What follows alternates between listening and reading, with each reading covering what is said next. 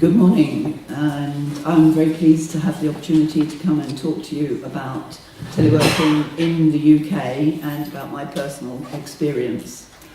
Dobrý den, jsem velice ráda, že vás tady mohu přivítat a mohu pohovořit o práci na dálku ve Velké Británii a také o svých vlastních zkušenostech. So I'm going to start by saying what is teleworking. There are lots of definitions. My colleague Chris Ridgwell, that you will hear from later, has over 2,000 definitions of teleworking. Takže nejdříve bych ráda zmínila a vysvětlila, co to znamená teleworking. Existuje mnoho definicí a kolega Chris říká, že jich existuje až 2000. And the definition that you use makes a difference to the results that you get when you do research. But the overriding idea is that you use computer technology to take work to people and not to move people to work. Takže vlastně potom záleží na té definici, jak vnímáte tento pojem, ale vlastně jedno mají společné a to je to, že vy se snažíte využívat počítačové technologie, abyste práci přinesli lidem a nikoli, abyste lidi nebo osoby přivedli do práce. One important thing when you're thinking about telework is, are you just talking about working anywhere, so working from home, or are you also talking about varying the times that you work? So is it working anywhere, or is it also working anytime? Because that has big implications for the benefits. Takže také je velice důležité, abyste si uvědomili, že můžete pracovat kdekoliv, kdykoliv, kdekoliv. You can look at teleworking from a number of different perspectives: individual, manager, organisation, society and economy and environment. I am going to talk about the big picture, the society, economic and environmental, and also my individual story. And my colleague Peter Thompson will fill the middle of the sandwich later and talk about management and organisation. Takže na teleworking můžete nahlížet z různých perspektiv. Z perspektivy jednotlivce, manažera, organizace, společnosti, ekonomiky a prostředí. Shirley bude hovořit vlastně o těch hlediscích ze strany jednotlivce, společnosti, ekonomiky a prostředí a Peter potom o tom hledisku ze strany manažera a organizace. So some statistics about the UK. Remember what I said about the definition. Official statistics suggest that 4 to 5% of the working population are teleworking, working from home for some of the time. Takže nyní se podíváme na nějaké ty statistiky. Uvádí se, že ve Velké Británii pracuje z domu až 4 až 5%. But other work suggests that, by the University of the West of England, suggests that actually 20% of the working population spend some time working at home. And our British Chambers of Commerce have looked at small and medium enterprises and suggest that it's a lot more. Nearly 40% offer home working options, and 90% offer some form of flexible working, although often that is simply part-time working. Takže záleží na tom, z jakého hlediska se na to podíváte. Například Univerzita West of England uvádí, že až 20% pracující populace pracuje z domu a Britská hospodářská komora zase uvádí, že kolem 40% drobných podnikatelů nabízí ty pracovní možnosti z domu a 90% z nich má nějakou možnost nebo nabízí nějakou možnost té flexibilní práce. So some of the big picture benefits start with less congestion on the roads and the railways, which means less pollution, lower emissions and contributes to the achieving the green agenda. Tak podíváme se na některá společenská, ekonomická a environmentální přínosy. Tak jako první zmíním vlastně, co se týče těch dopravních problémů, což je spojeno vlastně s menším znečištěním, s nižšími emisemi a podobně. Okay, also less stress. Travelling is a stressful time, particularly in the UK where we have people travelling for an hour and a half to work. So people are less stressed with less travel, they're healthier, that lowers the overall costs of healthcare. Mm-hmm. Takže dalším přínosem je také menší stres. Třeba například ve Velké Británii lidé, než dojedou do práce, tak jim to máme půl hodiny až hodinu. A tím, že vlastně toto se odbourá, tak to sebou přináší i ty zdravotní přínosy. A samozřejmě nižší náklady na zdravotní péči. The research over many years shows that people that work from home and people that work flexibly are more productive in their work, they produce more, so that also means greater productivity, means a higher UK output productivity overall. Mm-hmm. Takže také na základě průzkumu bylo prokázáno, že práce z domu neboli teleworking přináší větší produktivitu, což znamená vlastně větší výstup ve Velké Británii.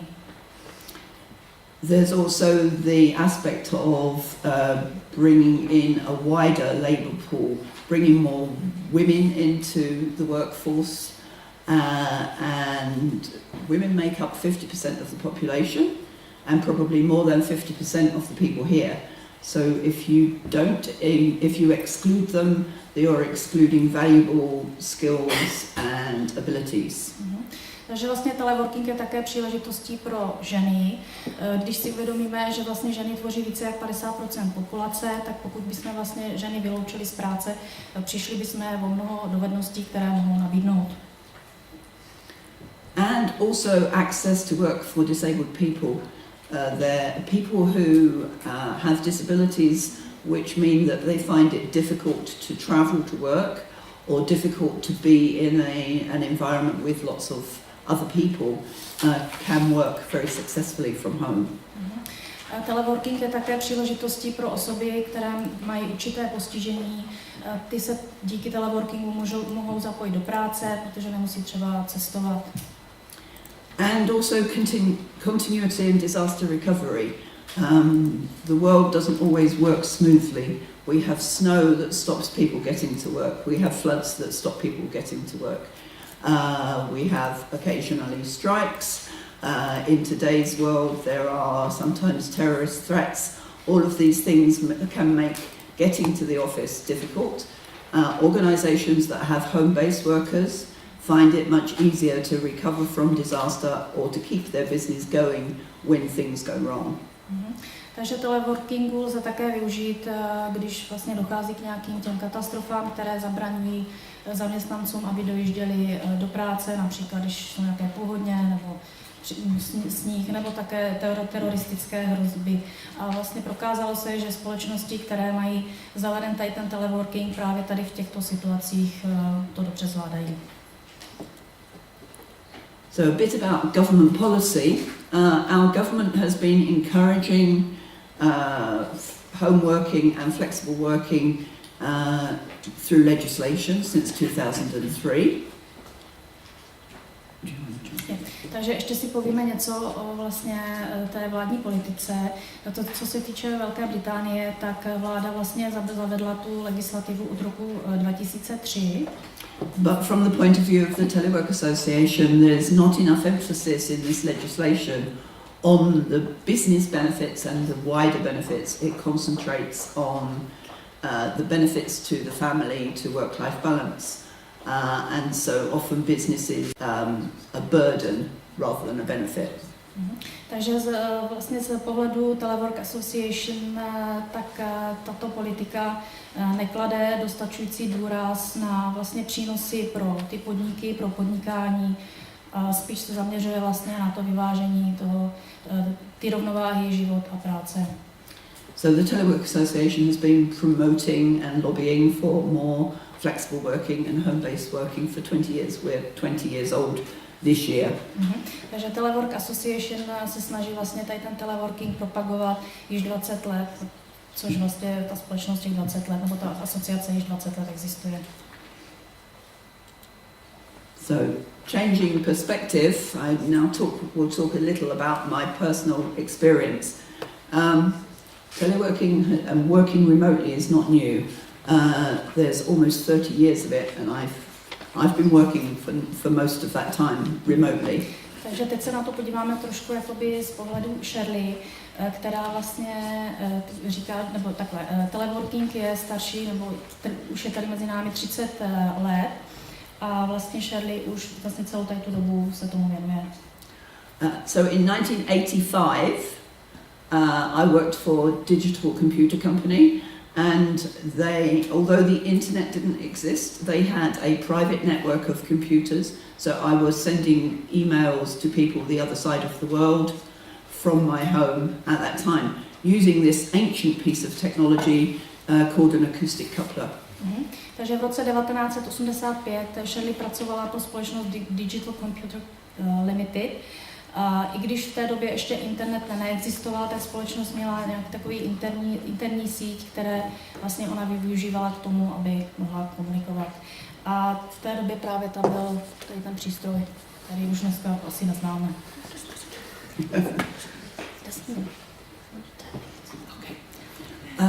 So then I became self-employed, and I worked from home, running my own business as a trainer and a consultant, offering work, offering to help people with introducing flexible working and home-based working. And I also did quite a bit of research at that time and worked from home for the whole of that period.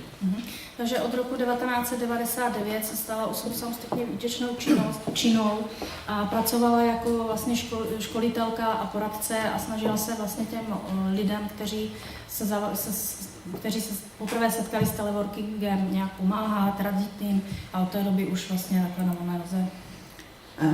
Then I started running the Telework Association as their development director, and worked from home and from hotels and mobile. All of the Telework Association directors work from home, and we have regular audio conferences to keep in touch and see how things are going. Takže v roce 2005 začala pracovat pro asociaci Telework Association, ve které nyní působí jako ředitelka vývoje. A vlastně všichni pracují z domu, veškeří ti ředitelé, takže and then in 2007 I decided that I was going to travel, and I sold my house and bought a big American motorhome. Takže v roce 2007 se rozhodla, že začne cestovat, a tak prodala svůj dům a koupila si mobile home a od té doby pracuje a cestuje. And for nearly 5 years I travelled all the way around Europe. I did also visit Prague and worked from the motorhome using a satellite to get internet connection. And I ran the Telework Association from wherever I happened to be. Takže za posledních 5 let cestovala Evropu, navštívila i Prahu a pracuje tak, že vlastně má na tom mobile home takový jako satelit a díky tomu je vlastně ve spojení s tím potřebuje. This is perhaps an extreme example of flexible and home-based working, but my home was anywhere and it worked. Tak pravděpodobně extrémním příkladem, kam až může ten teleworking jako dospět, ale tak to prostě ne. Okay, so what are the individual benefits? A better work-life balance. Traveling around Europe and working is extremely good work-life balance. Takže teď se podíváme na ty jednotlivé přínosy, takže samozřejmě lepší vyváženost mezi prací a životem a vlastně cestování a pracování opravdu jako vyvážené dost. People need less childcare, which lowers their costs. As the Telework Association, we do not see home working as an alternative to childcare. Takže co to sebou ještě přináší vlastně menší náklady na to, když se musíte starat o své děti. Ale vlastně Telework Association nevnímá toto jakoby alternativu k péči o děti. So it's not an alternative, but if you don't have to travel an hour each way to work, then the amount of childcare you need is less. And as our previous speaker said, you can be much more flexible in how you work. Vlastně vnímají to tak, že ten čas, co ušetříte tím, že byste jeli do práce, potom můžete využít vlastně ve vztahu k těm dětem. And lower stress levels is obviously a benefit to the individual, not just to society generally. Takže potom vlastně i ta snížená úroveň stresu je pro toho jednotlivce, ale i pro společnost velice přínosná. Reduced travel costs, although this does not apply to me in my motorhome, and also reduced clothing costs. There was a piece in the newspaper in England recently about our Prime Minister who gets up early and does some work from home in his pyjamas. Takže vlastně přináší to sebou snížené náklady, ne teda na cestování, ne teda v Shirleyiném případě, ale snižuje to také náklady na oblečení. Například premiér britský, který prostě, nebo premiér pracuje někdy ve svém pyžamu. And as you could see, this is me with my American motorhome. Tak a když se podíváte, tak to je americký motorhome. All my working clothes were casual, and sometimes just shorts. Tak a všechno pracovní oblečení je příležitostné a někdy také šatky.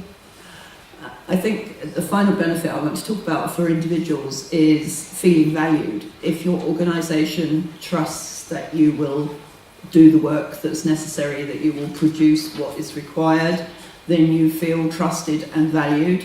So I think that you actually work better, you enjoy your work, and you feel an important part of an organisation. A dalším bodem je to, že se budete cítit, že máte určitou hodnotu pro tu společnost, protože budete vlastně pracovat tak, že budete splňovat ty předem stanovené úkoly, takže vlastně ta firma si vás bude cenit, ocení vaši práci. Okay, so I've painted a very positive picture. Tak Shirley tady předložila velice kladný obrázek teleworkingu. So what? A co teď? 30 years of research shows individual and business benefits of flexible and home-based working. Takže 30letý průzkum dokazuje vlastně, jaké teleworking přináší výhody pro jednotlivce a společnosti. And a decade of government encouragement, especially on equality and disability and family. Tak a také dekáda, vlastně, po kterou vláda podporuje zejména rovnost zaměstnávání mužů a žen a rodinu. And we have lots of surveys showing that the majority of individuals in organisations would like to work this way.